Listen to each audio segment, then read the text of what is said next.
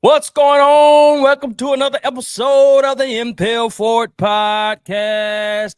I'm your host, Leon. I got my crew with me, Rene and Larry. What's going on? What up? What up? What up? Another It's been day, a day. another day, another day. Been a day. Another day. I feel like we're in an episode of a movie Why? because I just feel like it's something every day that's happening. Oh yeah, for sure. Oh yeah. Start with the good stuff first though. What you do for your birthday, Leon? That's where we left off at last time. So. He said start with the good stuff. I went to the Charlotte. Yeah, I went to Charlotte. Went to the Pelicans and who they play? Yeah, Hornets. Charlotte Hornets. Yeah. Okay. Who won? Nice. Charlotte. Okay. Lonzo out there balling. Yeah, he was hooping. Not Lonzo. Melo. Yeah. He was that the game he got hurt, man? I know he twisted his ankle a couple days ago. Did he get hurt? I don't know. I don't think he got hurt that game. Maybe he got hurt and went back out, but I don't know. Nice. But yeah, that's it. That's all we did. Just I know their tickets going pretty cheap. I'm trying to get me some tickets out there too. Yeah, I ate too many waffles and pancakes 2 days in a row. At the hotel? No, out when we was out. Not at the hotel. That's a good way to celebrate your birthday. Instead of doing cake, do chicken and waffles. There you go. Yeah. Mm-hmm. That's it. And the weather wasn't too bad, right? No, it was good. It was cool. It was a little cold, but it wasn't that bad. Yeah, now, finally. Yeah. It was cold on my birthday. Man. Yeah. But yeah. That didn't stop. It's kind of warm now. We go next couple of days gonna be in the 60s and 70s. Yeah, I'm down with that.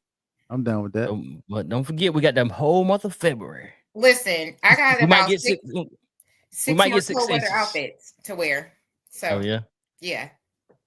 I got to get them out before put them in rotation.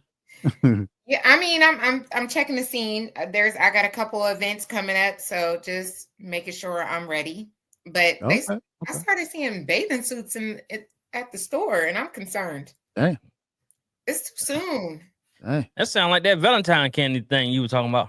Oh God, here we go. It was on it quick. Here we go. Barbershop talk. Y'all haven't let me slide since I told you. No. The Valentine's Day fiasco I had. Do Larry know about that? No. Was he on? Larry's such a nice guy. He's such a nice guy. So he's gonna see the bigger picture of it, and that I just dismissed. So let's talk about that just a little bit. Okay. Go ahead. I was dating this guy, right? Yeah. We are dating, and for Valentine's Day, he's like, let me go to the store. He goes to the store and he comes back because I come downstairs. I'm like, I'm waiting for the flowers, the roses, the candy, all the things.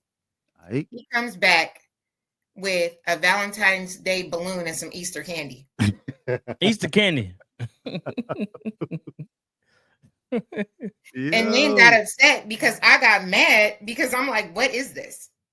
Damn, you think it was the Easter candy for the year before or Easter coming? I hope because they started having Easter candy now. I've seen it in the store, like the it's on the shelf. M&Ms and stuff. Yeah. Do I have a right to be upset? Because at the barbershop they was giving it to me. They were saying I was, being ungrateful, selfish. Was y'all dating for like 3 months? I was saying I ain't believe you. We were dating for more than 3 months. Oh yeah. He need more effort than that. And the reason why I break it off in 3 months, why I break it down in 3 months, because if you quarter that within a year, that's a time investment right there. That's enough to put in some effort for somebody you date. Like 3 months, 90 days, probation period. Yeah. No.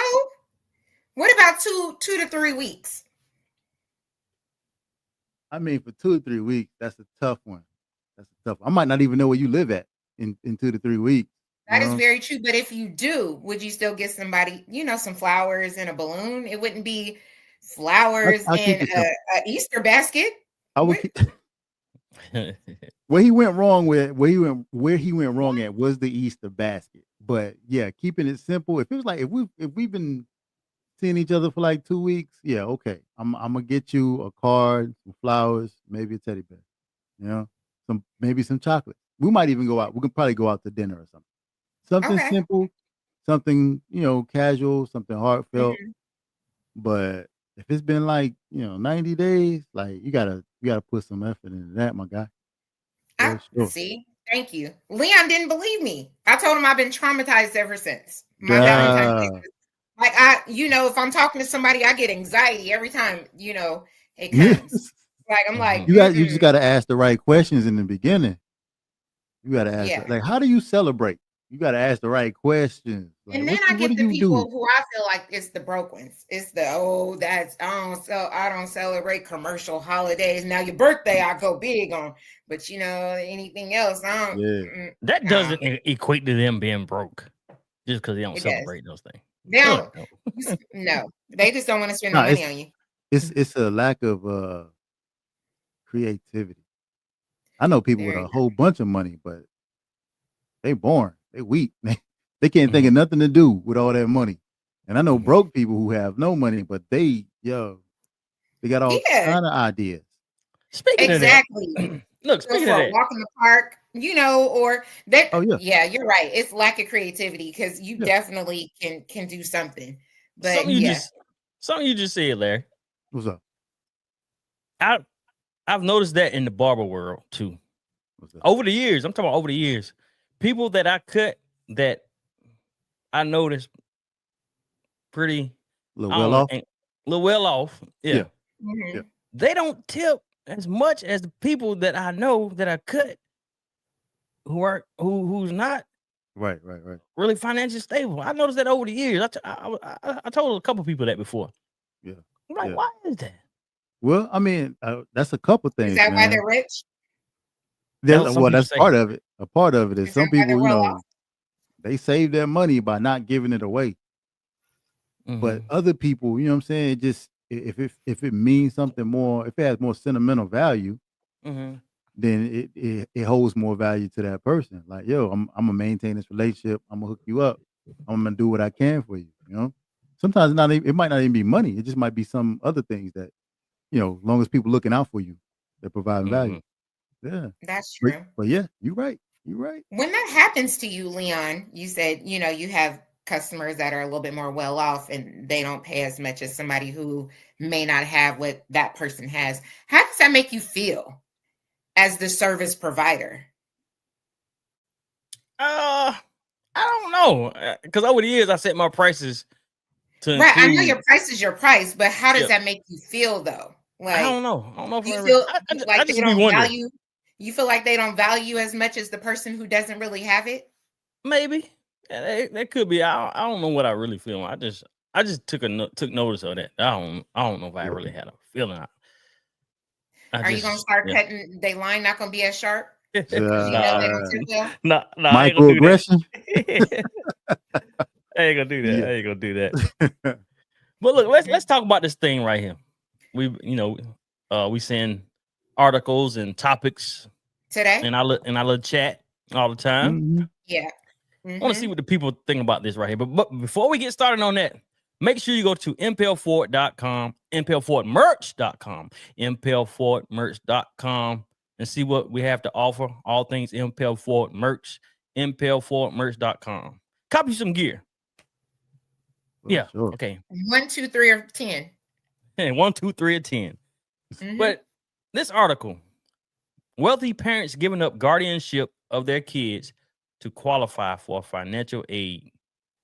Now, this is back in 2019. I don't know how it resurfaced, but it's out there. Yeah. Thoughts on that? They're still doing it.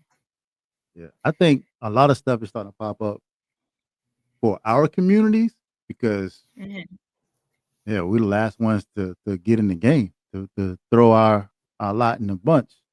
Because some of these people already been doing this for years, Yeah. But the way I think that they're setting it up is the family might be well off. They might have a nice healthy nest egg. And so they have a kid that's going to college. They just tell the kid when the kid gets old enough, hey, I'm gonna go ahead and emancipate you. And then you yourself, who has no value as an individual, can still sign up for financial aid programs and get those benefits. and you can get a full ride scholarship through school or even work programs. I've seen some vocational programs like that too. And then once the kid, gets to a certain point in that program, or they graduate or whatever, the family still has the money there, and they still can be within that I guess you can say the trust, what they do for some of them for family wise, And what would be any different than welfare fraud? No, that word fraud. You can't. It's not illegal to emancipate your child. Right. I don't think it's not illegal to be emancipated from your parents, but it's the reason behind it. You have to prove it though. Well, now the article, he's teaching a class like it's a hustle. Now that's him. That's no. I'm just saying, and people are joining in. I did this for this, and you're online, and you're saying, I did this. I too did this, and my family allowed it, and then other people are joining in. Oh, you didn't know about this? I did this too. But it's not illegal. Like the article says, whether your parents not illegal, but I think the reasoning behind it is. It's a loophole. It's not illegal. Yeah, it's a loophole. Yeah, it's just a loophole. Let me read this. It says wealthy parents in Illinois are giving up legal guardianship of their children in order. Now it says to scam, but it's not a scam. It's not. It's not a scam. I feel like it is, but you're taking away from families who really need it. Okay, hold on. So, let me finish. So, in order to scam universities into qualifying them for needed based financial aid. In a report, released, said it found dozens of parents, many of whom are doctors and lawyers, exploiting a legal loophole to save money at the expense of low-income students. Yeah. Now you are robbing from Peter to pay Paul. Yeah, I agree with that. Yeah. But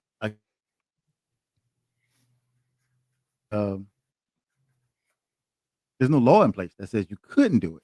And the difference between that and welfare fraud is that you got to produce some receipts for that. So if you were going to college and you were emancipated from your parents so that you can go to college and get it paid for free, and the school or somebody hired a private investigator and seen that you was coming out of your parents' house, who you were emancipated from, would they have the right to be arrested and go to jail and be prosecuted?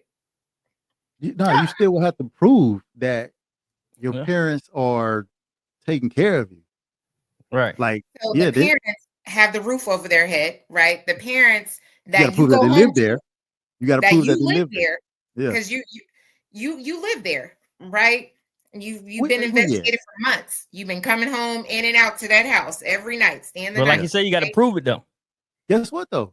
Even with that concept, a child can still live at their parent. An emancipated child can still live at their parents' house, but be seen as an adult. Be treated as like a renter, Okay. Like the whole issue, the whole thing is that child receives no, I guess, parental support, basically, outside of legal measures or treating that child as an individual adult. It's tough. It's tough. I just don't like it. I feel like it's taken away from kids, adults, and people who really need it. To me, it's similar to welfare fraud. Yeah. I agree. Welfare fraud runs deep though. Like, but a lot of those people obviously. That's thousands, probably, depending on what school you're enrolled in, hundreds of thousands of dollars. Versus, somebody who's getting a year of food stamps because maybe their job doesn't pay them enough to buy food, or maybe they're just greedy enough and do make enough, but they don't want to, they want food stamps too. And I've seen that in real estate too. There are a lot of people who have Section 8 housing, but they got their Mercedes, they got their Benzes. They looking pretty well off, but they're still getting a government check. That is you see that in New York a lot. You see them, they live in government assisted, homes or, what is it? Rent assistance, or, where the rent is what it is. It doesn't go up. It doesn't go down. and you can pass it along from family member to family member, whomever in New York, and you see that a lot. A lot of My that might stance on change that is soon. crazy. You could say I have Republican views on Section 8 and rental assistants who stay there forever, but I'm not going to go. Not Republican views. Yeah, Republican. Why you say Republican views? Oh, Because you know how they're they getting a lot of always help. feel like it should. Conservative. Well, I wouldn't say Republican. I would say conservative views. Let me take that back. Where I feel like, you know, a lot of those programs are a stepping stone for you to get on your feet and do better, and then get out so that somebody else can be in the same, you know, can do the same thing. I don't, you know, the lifers, if no health, you know, something that's keeping them able-bodied lifers should not be in there. Yeah, a lot of people get comfortable with that They and do. stay in that same position. And why would you want to stay in that same position? Because they're scared to jump, right? That's like people who get car payments who have never had a car payment in their life, right? And then their car goes to kaputs and they have to go get a new car, and that monthly $300, $400, $500 being taken out your bank account every month. You like, whoa, I didn't sign up for this. Yeah. Gotta go back. They get you. Yeah. That well, I think a lot of families are, well, I won't say a lot, but some of this stuff is like the unwritten rules. Yeah. Where somebody is like, it, I don't know, it gets passed down of how some of these families do acquire wealth by doing something like that. Because hey, you don't have to sit there and pay $250,000 in student loans. You know, you trying to go get your doctorate or become some kind of doctor. You don't have to spend all that money. For sure. Yeah. So, but as long as you got good grades. That's I don't know. I guess having integrity, right? Morals would keep me from you're not wrong. You're not wrong. You know what I mean? Morals are important. I can't do it. Like morals and integrity is important. We need more of that nowadays. Yeah. Because that's why stuff like this happens. But okay, do y'all remember the cases?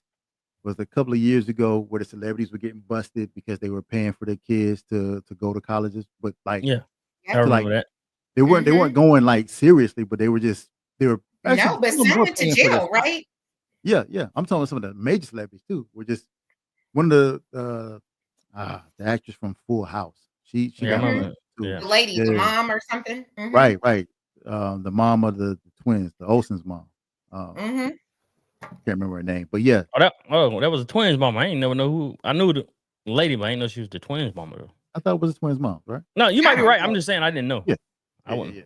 But got busted for hooking their kids up for school, and kids didn't even earn it. Now, if you want to talk about what we talked about last week with about DEI, and being a meritocracy and going to getting these benefits or based upon your merits. Oh, we can open that can of worms, but then it's not fair. Then that stuff gets swept under the rug. Look, they did say DEI benefits that benefited white women more and the rich more than anybody else. So. Yeah, that's what it say.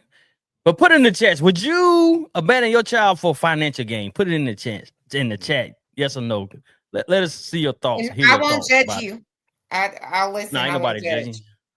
But it's I guess I guess you would. It's not abandoning, but I mean, yeah. I just feel like some parents may take that to heart. You know what I mean? Just say, would you use that tactic? It's supposed to be a thing to get them, Now see, tuition, but some parents might really take that to heart. Communication of that is the biggest thing, because if you sit your child down, you be like, hey, I'm going to sign over my parental rights. You're going to be on your own. But the plan is for you to go to school, get what you need. I need you to, knock this out for the next 4 years, and then you will be good. You won't have any loans because you'll be able to get some of these beneficial programs. So I think, and then I look like you giving me up for a school loan. But that loan tied to you though, so that loan is tied to you. Yeah. Crazy. I mean, I guess there's a hustle. There's a loophole for everybody. It is. It's if you want to take advantage of it or not. Right. Well, moving on. What's his name? Jim Acosta, that's his name? CNN? Yeah. Oh, Jim Acosta. Retiring? Yeah. Mm-hmm. Is he retiring or he's just walking away? Well, stepping I think down. he's walking away. I think walking away, yeah. He's done. He's when I seen tired, man. Oh, buddy. when I seen that, the first thing I thought was podcast. He might do what Don Lemon did. Podcast and a book. Book deal, podcast. Oh yeah. Don Lemon, they interviewed him and he was looking at his stats, of course, probably his income and everything else.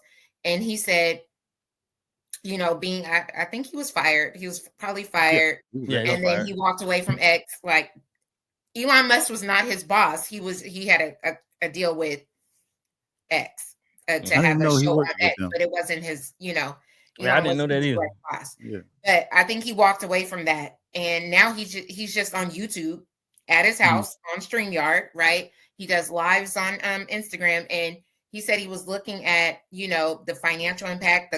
It's less money. He doesn't have to have an office. He doesn't have a fancy background. He's just at home, fireplace, and he brings in way more money than he has along. He said he should have did this a long time ago. He got full creative control. He has more control. You see, you see Don Lemon, if you go back and look on IG when he, was hired, he as an anchor and everything else, he was so, he was very, corporate and, very smooth. That's a good word for it. Yeah. Now he's just like calling everybody dip and A's and, he's just it's his world and he's just living in it and he's doing well. So I foresee Jim probably doing the same thing. Like Tucker, is it Tucker Carlson? Oh goodness. I don't know. Same thing. That's your boy, Rene. Fox. Yeah. Yeah. Probably. I think he has a I want to say Tucker Carlson has a podcast. Yeah, he do. Mm-hmm. But I could see Jim doing that. I think he was a great guy. He played both sides very well. Like he understood both sides. He stayed, you know where he lies, but he still played both sides very well. And he's been doing it for years. He has a huge following. So what y'all think about what he said in his speech? Yeah, the walk away. Yeah. And the walk away. I think that he still tried to keep it. What's the word? It was professional sign off, basically. But he was also there were some undertones of fight the good fight. You know what I mean? Yes. Like yeah. I think I get it. Yeah. One thing I like that they said was about the fear that I had said the other night, Rene, to you about not letting these things like that fear us too much of what's going on, all the things that's going on. You don't. It's like you don't want to, right? Right. He said, "I will not give in to fear. I will not normalize insanity. I will not silence accept evil. I will not ignore cruelty. I will not be complicit. I will not. Don't let people just don't be scared of the lies." Yeah. And he said a lot. He said a lot. I will not give in to the lies, and I will not give in to fear. That speaks something because he's in a room where he is around the people, the government, and these elected officials, these new elected officials who were never worked in the government before in their lives. So, he's still invited to those tables no matter what. That's his community. So I feel like his sign off spoke volume of what's kind of happening. Right. But although it came at the right time, I think today showed a lot of people that, it is kind of fearful out here, especially these federal employees. They don't know what to expect. Well, they kind of know what to expect, but they don't know when, Well, some people have already been getting emails. Yeah. So you heard about the plan. They either, they can get 8 months of severance. I've heard about that. They can stay and keep their job, but they can't guarantee that the job will be there. I just heard about that, Larry, probably an hour ago. Yeah. And some people have already gotten email. I know a few government and federal employees, they already posted the email they received today. No, I gotta reach out. Yeah, I didn't even look it up. Somebody was just telling me about it. So is it some people he's just trying to get rid of, or is people who's working from home? What thought it was really departments. That's it what was I thought. departments. Yeah. It's departments. It's a lot. It's within the federal government. He wants to that works in those departments. Handles the disbursements of Medicare, Medicaid. I mean, Department of Education. Department of Education, which is crazy. Yeah. I know a few people that work over there. I need to reach out to them. See if they got this email. FDA. Yeah. I mean, people have already received. Somebody posted it on Facebook. The economical fallout for a lot of these programs and these departments, without like a safety net or an alternative put in place, it's going to be awkward. Like, I can't even specifically say what they are, but just when you think about something being taken out that was a benefit to so many people, how is that going to affect that whole group of people now? Like, what are they going to do? It's going to be chaos. They don't even know. They don't even know. This is definitely going to be different times, definitely different times. Well, they're saying it's not supposed to affect like benefits, like the SNAP program and all of these other, programs. However, it's all, when you no longer can access these websites, right? The Medicare website, when people were trying to access it, I think it was shut down for a moment. I think when you hear shut down, people don't really know what that means in different departments. And it's like, everything is gone. And then all of a sudden it's like, oh no, not your department. So then you bring it back on. You know what I mean? Like the Medicare and the Medicaid website and all of these other things. But it's hard for people to wake up in the morning and you don't even know what's going to happen to your job. You've been working at these federal programs, these federal jobs for 18, 20, 30 years. Right. Yeah, that's tough right there. Woo. That's the hard part about working today. Yeah, some of these, because you would think anything federal will be safe, but you always hear that, right? Like 50, the federal jobs, state jobs, county jobs. Those are the jobs we strive to go once we know we're close to retirement. Yeah, right. Is this people he already got rid of and he offered them a severance package, or he just offered them trying to push them out? People receive that today. Yeah. What you mean? What you mean receive it? They received the email today. The email. But no, I'm saying it. So they still work there. He's just trying to push them out, basically by doing they have a choice. They can take the 8-month severance, or they can stay on with no guarantee that they will continue. This position will be available. Okay. Does that make sense? Like, you can say, okay, I don't want that 8 months. I'm gonna buy my time. Taking a risk. You're taking a risk. Yeah. I mean, the best thing to do is, for me personally, I would take the severance, go ahead and start looking for another job. But I think some attorneys are telling them not to, because you're not even guaranteed the money. Well, now that's the difference. Now, if I'm not guaranteed the money, then here's the thing. This is the reason why they're saying they guaranteed the money. Congress hasn't passed that. So how are you forcing them to send that email? Yeah. Treasury hasn't there's no money allocated for you to do that. That is the main thing to be very aware of, is the fact that if something has to go down federally, it has to go through Congress or Senate, or through certain. It has to be voted on through certain issues somewhere for that. Right. It can't just happen because it's not private sector. Right. There has to be money allocated for this. Yeah. Now that's one thing you got to be mindful of. Yeah. So an attorney was saying, an attorney was saying, don't accept either deal. Yeah. Just wait. I don't know if that's a good or a bad thing, because I don't know if he could have pulled a 50 cent. You have until Monday. Yeah. Yeah. Mm-hmm. We're going out of business. I don't know, man. I don't know this. Now that's something that I can say, it's like, don't live in fear. I mean, these employees, they have livelihoods, they have kids. Some people are probably 8 months away from retirement. Right. Yeah. You know, like That you work pension. your whole life. Yeah. True. And then Hey,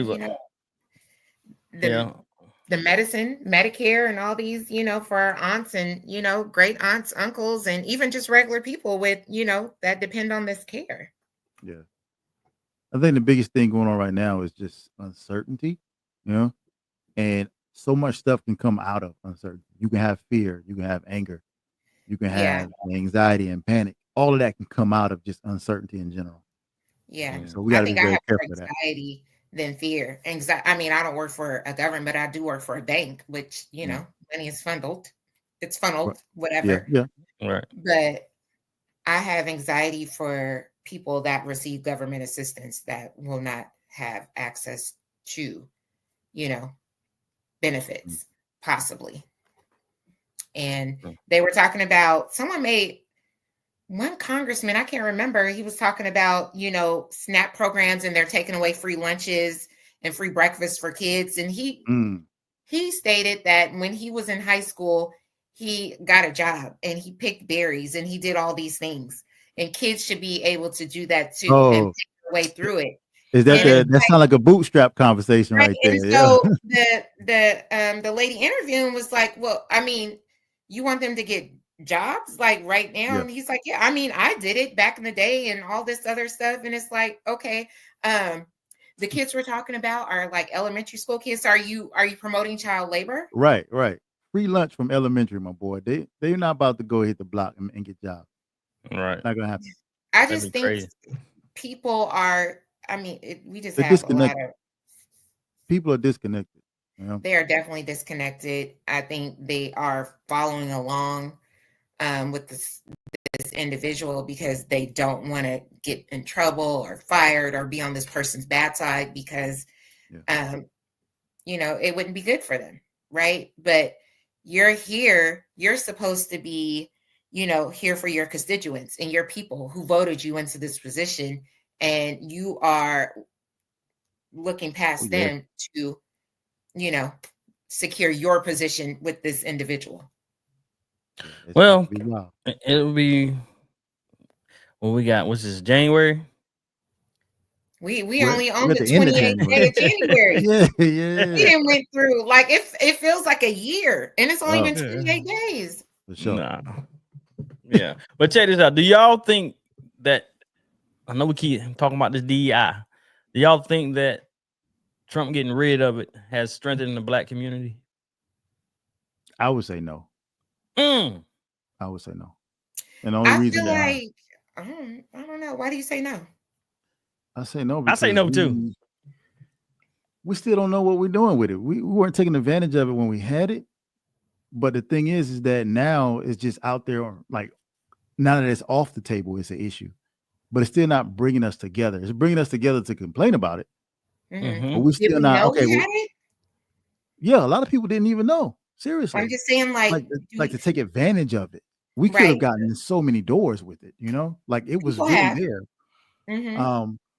But I feel like as a community, we didn't take advantage of it. Put it that way. But DEI just wasn't for black people, though. No, it wasn't. But a lot of people. It opened doors for other communities and members. Yeah, it definitely opened doors for veterans, right? I remember, and it's probably taken off now, where veterans, like if you marked that you were a veteran on the application, you were guaranteed an interview.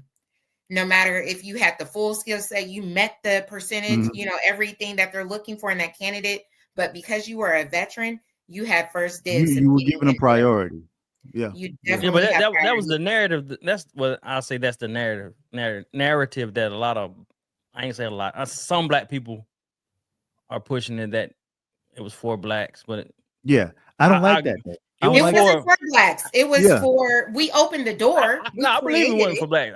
I believe it wasn't for blacks. We created it, right? We were the subject matters, through the civil rights movement, right? Yeah, I was about to say, DEI was basically like a subjugatedness of a civil rights movement.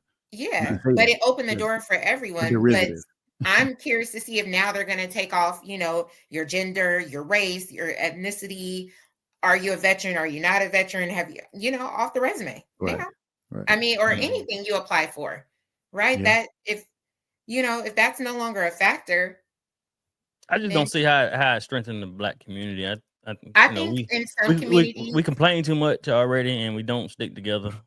So what I said you're is a white man in a black person's body. what I'm saying is remain to be seen. That's all I'm gonna say. I don't know because How has it strengthened us? I think with women it's different. I think with women it's different than men because we are so emotionally invested when we feel wronged that we have a longer chance of holding a grudge, right? Like my target girlies. I don't know if you heard about that. Yeah. Everybody going in. Upset. Everybody going in. But I think as women, because we pour so much into other communities and what's fair and what's right, it hits us harder. Because it's like, even throughout the election, we knew like most black women, besides, a few outliers, knew what was right. And we were for the people. It wasn't just black people, because a lot of comments from black men was like, well, what did she do for black men? What did she do for the women? It was what was right for everybody. That's what we honed in on majority. You can go back and look at every, person, woman, black woman. It was what was right. Yeah, it was equality across the board. It was equality and equity across the board. Yeah. So but I feel like we're gonna hold a grudge. The reason I say that is because I'm gonna point, like I said before, you got all these athletes and entertainers in the black community. Mm-hmm. Some of them do stuff here and there, but I think they could do a lot more. Yeah, yes, I'm putting it on them. They're the ones with all the money. I think they could do a lot more. I don't know, man. I disagree with that, bro. You do? Why? And only it's a give and take because they have the means to do so, but it shouldn't be their burden to do so. And I feel like it's something on all of us, and that's the issue, the fact that we're so divided, and it's easy to conquer us. Even right now, the whole DEI conversation is targeted towards black people, and it shouldn't be. Because we didn't benefit the most from it. Right. DEI should not be synonymous with low quality or black people. Like, that sucks. Like, what's the point of that? Because DEI should have been for everybody, I mean, there were even white people who were getting certain DEI benefits, Oh, yeah. Especially white women. I mean, no, I would say white women, yes, but a lot of white men. There are a lot of white unqualified men in the workplace. And in jobs. I remember seeing this article where it stated, white men will look at a job and open, they'll look at the description and they may only know 30-40% of the job, right? They may have 30 or 40% skill set of that job that's on that company is looking for. A woman, especially a black woman, because, we always feel like we have to go above and beyond. We wouldn't apply for that position because we feel like we don't meet none. I mean, even if we met 60% of their ask for that position, it's like, oh, I'm not going to apply that job because we're looking to meet all, 90 to 100% of what they're looking for in that candidate, right? And we missed out on a lot of things because sometimes we're scared, right? We have that mindset where we feel like we're not qualified enough for that position, where a white man or a white woman, I'd be like, I'm gonna shoot my shot. Either they like me or they don't. And they end up in that position. They end up getting the job. You self-disqualify yourself. Self-disqualify. I think it. Yeah. I can see it. Absolutely. But I think, I don't know. I feel like women, black women more so, we hold a longer grudge than anything. I mean, look at Chrisette Michelle compared to Snoop and Nelly. Look at Chrisette Michelle in comparison to Snoop and Nelly. Right. Now, Snoop and Nelly, you go on their page, is number women. It's majority women. You're a sellout. You all this black men. They're like, I understand. People. They change their mind. I feel you, bro. Yeah. Okay. Okay. But to your point, Leon, as far as like celebrities trying to boost up DEI programs, nah, man, it's gonna take a lot. One thing, I ain't say that them boosting up the DEI programs. I'm saying doing more stuff like that. The concept of it. No, doing more stuff for the black community. They have you're right. You're right. What more can they do though? They could build a community themselves, neighborhood, shopping centers, buy shopping centers. I think they could do a lot. They could. Mm-hmm. Who's to say they don't? I mean, look at Magic Johnson. He owns a whole promenade. A promenade of what? Of businesses in California. Yeah, like a shopping center. Resume. Magic Johnson owns a lot of property in California. A lot of businesses. He gives back a lot. That's one. That's one of many. Oh, what do you mean one of many? Look at LeBron James. Yeah, he got a lot. He got a school and everything. What happened? Where did Echo just come from? I don't know. What'd you do, man? What'd you change? I ain't changed nothing. Yeah, I mean, I think celebrities do a lot. I think they do what's still within their capacity, or they do within what they can.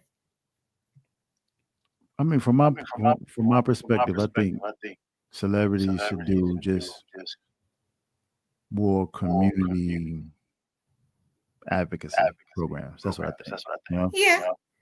I don't think just because they have money, they should do more put businesses and everything else, you know? Yeah.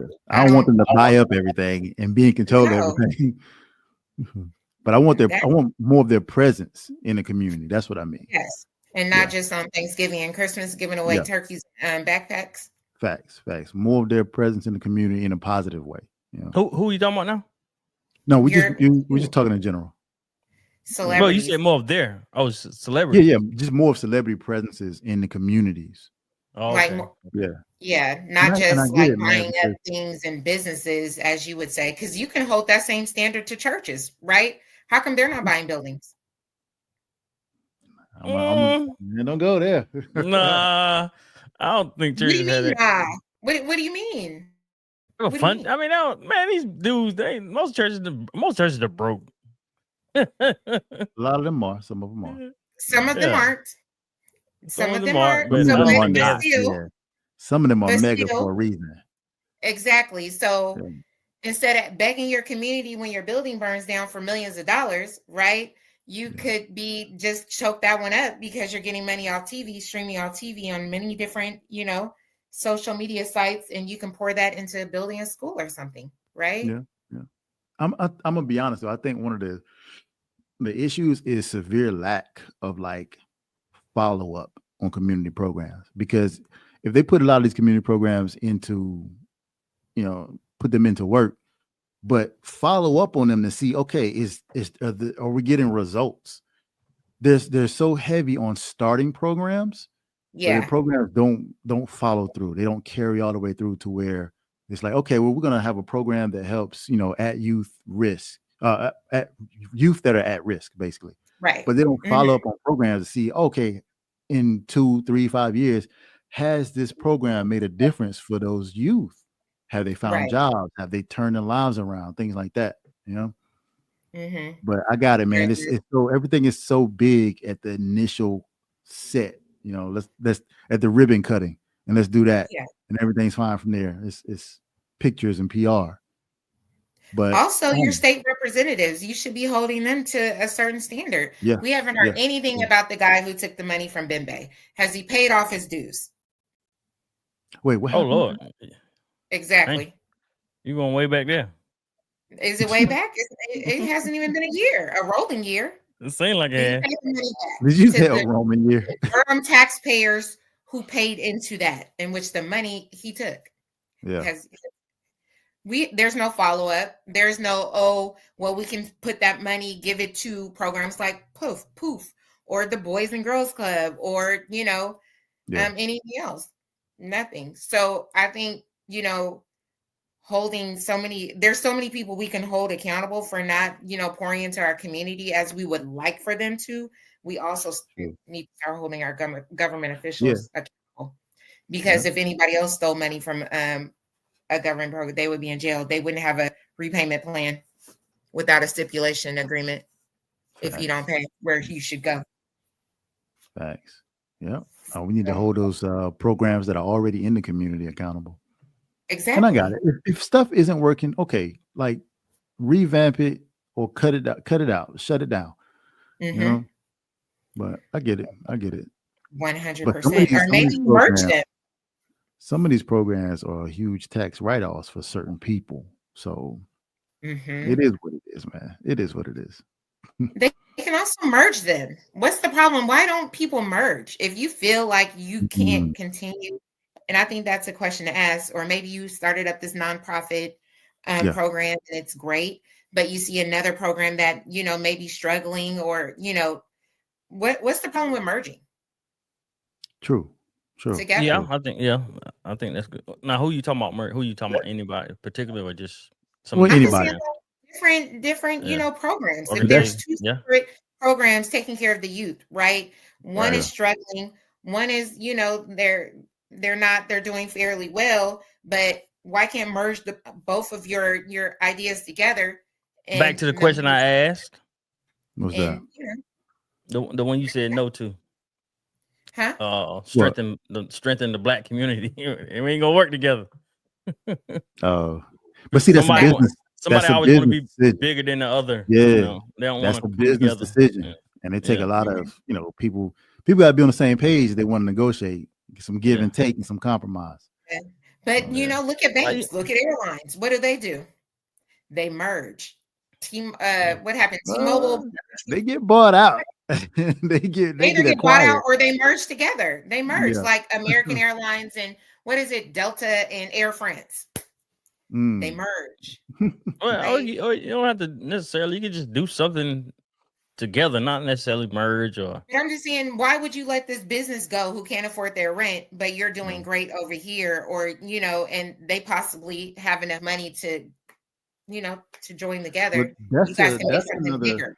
That's also another aspect of the industry on the lines of like hostile takeovers and stuff. I mean, this is why, like, what Party City's going out of business, Big Lots is going out of business. A lot of people try to acquire them, but Big Lots got acquired. Big Lots continue to get saved. Boy, I tell you, Big Lots gonna be around for forever. Oh, I haven't checked that. They continue. I think Party City got saved too. Last time I checked, they would, because there's one down the street from me, and they got their signs up that they're closing. I got to look into that. Oh yeah, why they sell was only 5% though.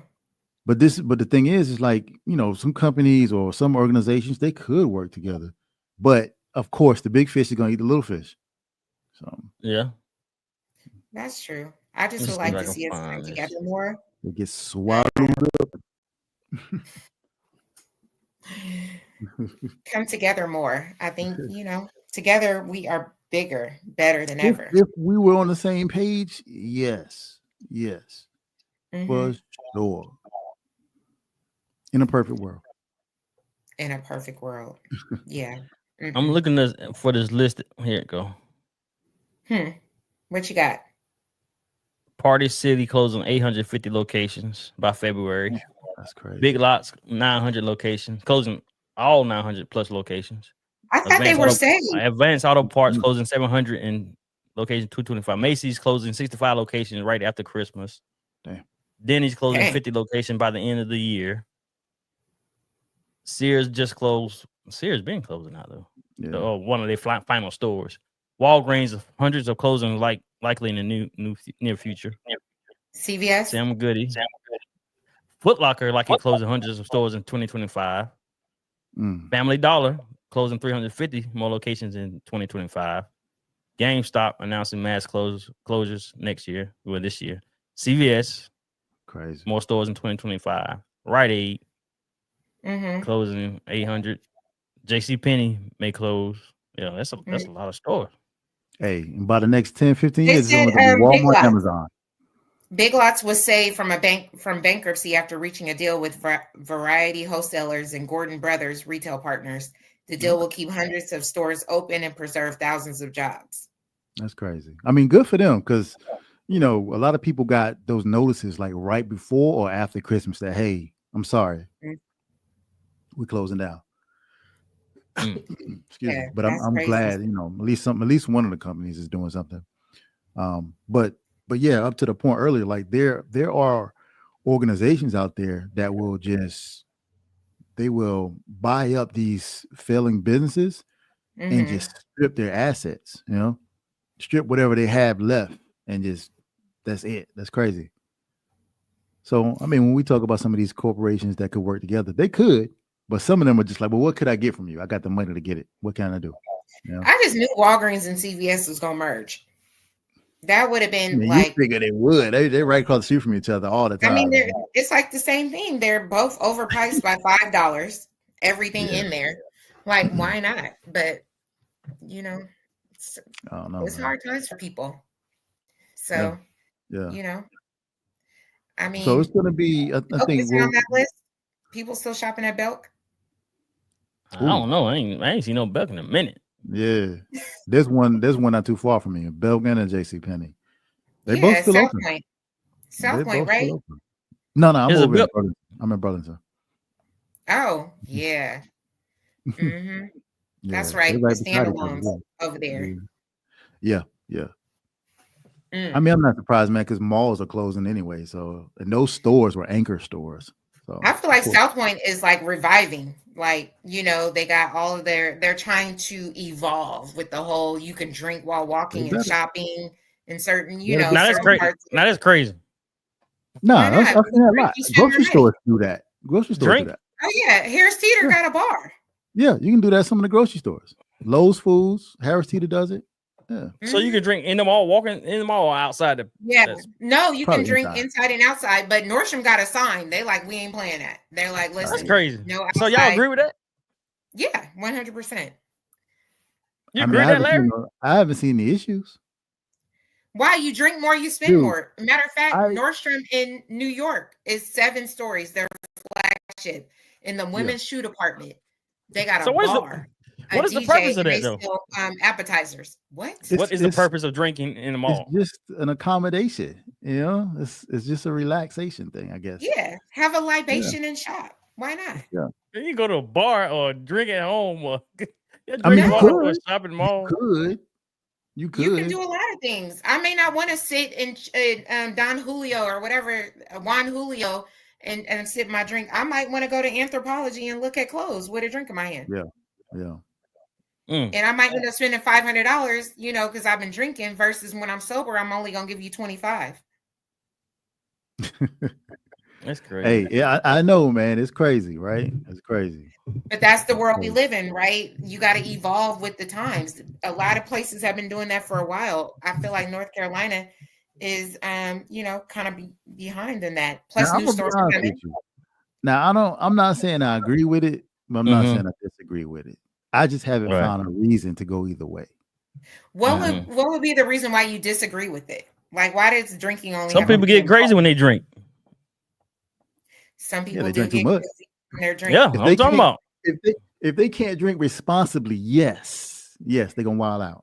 But we got a lot of irresponsible people without drinking. But here's the thing: have you been to South Point recently, Leon? Yeah, I'm pretty sure I've been there. They started this like over 5 months ago. Have you had any issues? That's crazy. I don't go to the mall that much. It doesn't matter. I'm gonna go this weekend. And just because there ain't been no issues in 5 months, don't mean it ain't gonna be no issue. I'm gonna go this weekend. Have you heard about any issues in the news? I've heard more about other things than at the mall. Somebody drunk at the mall. No, I ain't heard no issue. I'm saying, as long as nobody get no public intoxication tickets. No, I think they have too much security for that. But I think South Point is evolving. They're getting more stores. They're getting Aritzia and, you know, some other stores in there. It's gonna be. Go check it out. I think it's gonna be good. We need to evolve, because who want to walk around with a drink and look for like tomatoes and eggs at a grocery store? That's boring. Oh, hold on though. When I first saw, when I figured out you could drink in a grocery store, I saw this guy shopping with his daughter. Right, this daughter was like maybe 5 or 6, but she had the little tiny shopping cart. Yeah. So he had her doing the shopping while he was drinking. While he was walking around drinking his beer. That's what I'm talking about. That's a bonding moment right there. That's crazy. That's a bonding moment. That was the first time I saw it. Leon, they have like a whole sports bar in the middle of Harris Theater on 70. Yeah. You can I think sit I heard. like I heard about that. and watch, TV while the wives, grocery shop, or vice versa. Have you been into that Wegmans yet? I heard Wegmans was huge. I ain't been in the Wegmans yet. It's too overwhelming for me. I can't do it. But you know what? They didn't scale back on their DEI. They are, they celebrate inclusivity. So I might try Wegmans again. It's just too overwhelming. Like I get inside, walk in, and I stand there, and then I just want to leave immediately. Oh wow. Dang. I haven't been in there yet, but a friend of mine from up in Virginia, they talk about it a lot because a lot of the stores is from up there and they came down here. Well, they're starting to come down here. Yeah. It's not for me, but I'm gonna support, just like Food Lion, Classic. Well, what y'all got coming up for the week? I'm chilling, man. I ain't got nothing planned. I'm relaxed. Save some money. Stay in the house. Yeah. Mm-hmm. I mean, I'm just recovering from the holidays, man. Come on. Yeah, most of us are. Yeah. Yeah, they got Duke and Carolina game coming up Saturday, so that should be that'd be a big thing this week. So might check play it out. Saturday. Yeah. Oh, really? I don't watch games, but Saturday. I'm gonna try to see in the house. I don't have nothing to. Wait a minute, I was looking at my calendar. There's nothing on my calendar. All right, you free. This girl got a calendar. Look, she every set, Larry. She always out somewhere. Yeah. All right, yeah, well, we can wrap it up. We can wrap it up. Hey, make sure y'all go to impel4merch.com, impel4merch.com. All things Impel Forward. Grab you some merch. All right. Mm-hmm. Anything else? 1, 2, 3, or 10. She always say 1, 2, 3, or 10. Grab you something. All right, there you have it for another episode of the Impel Forward podcast. And remember, seize the opportunity to grasp your dreams. No excuses. Peace. You know what I forgot to talk about? On TikTok. I'm not on TikTok. But they started, it's called Hamilton University. Have y'all seen it? Keep talking. No, what's that? And we're still on. Go ahead. Different Black educators or finance gurus, and they have different classes that you can enroll in to take. They got Spades 101. I love our people. Spades. They got Gut Health. They got Gut Health 101, and these are like real classes with real homework. It's called Hamilton Talk TikTok. They got health professors, financial wealth professors, and it's like 101. Then you can graduate to 102. African American Studies. It's all Black professors, financial gurus. It's on TikTok. It's on TikTok. It's called Hamel Talk. I'm gonna be honest with you. You don't even have to be on TikTok.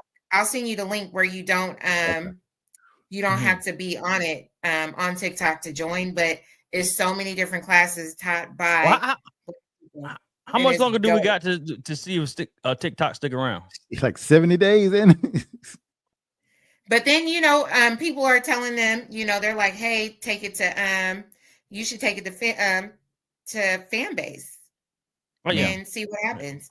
But a creator, Dr. Barlow, a Black woman, made a post which was an announcement to her actual students that were enrolled in her African American Studies class. TikTok users enrolled thinking it was an open class. In the end, she and other professors decided to make a real online university, thus Hillman Talk University. And they have, let me show you a list of classes besides the one I said I was going I was gonna set up for Spades. They got psychology professor 101. They got what is this? Poetry. They got they got syllabus posted for the class that you enroll in. Like it's a real enrollment in a lot of these classes. Hey, look, you got a master's class to attend. Don't worry about none of that. Latino, what is that? Latino studies through rhythm, beats and rhymes.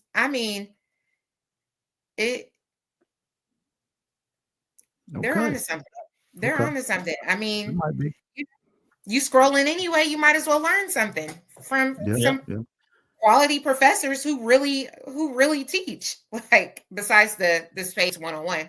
But for me, I probably would like that class because I don't know how to play spades. But yeah, I think you need a class. I mean, education is moving towards micro degrees and certifications and things like that. Courses, yeah. Mm-hmm. Yeah, 100%. Yeah. That's cool. I mean, everybody's attention span ain't like it used to be either. So sure not. Hey, you feel me? Yeah. Yeah. They can't sit in class all day. I'm gonna send you guys. I'm gonna put the link in the chat. Yeah, but it's a lot of like dope courses that you can take, and you really have to log in and listen. And there's real homework. All right, I'm gonna check some of them out for sure. All right, that's it. You done? That's it. That's all I got. All right, if you were still on, there you have it for another episode of the Impel Forward podcast. And remember, seize the opportunity to grasp your dream.